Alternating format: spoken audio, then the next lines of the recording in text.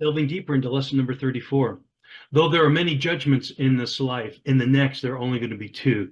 John reveals to us in chapter 20 the great white throne judgment. Now, I took the position that there's only one bodily resurrection for believers, and that occurs at the second coming. Therefore, those who stand before the white throne are those who refuse to put their faith in Christ. These John calls the dead, and they are raised back to bodily life for this judgment.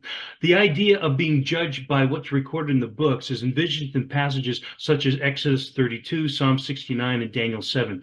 These verses suggest that God keeps track of people's actions. What you do matters. Now, in the books, good works and evil deeds are recorded, but even if your good works far outweigh the number of evil deeds, if your name is not in the book of life, you are sentenced to eternal separation from God, which my speculation is lake fire and brimstone, and it's eternal solitary confinement.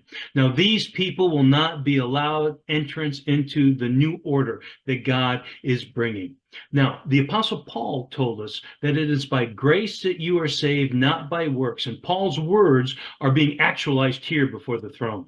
Now, after death, believers also stand before a throne of judgment. 2 Corinthians 5:10. For we must all appear before the judgment seat of Christ, that each one may receive what is due him or her for the things that they've done in the body, whether good or bad.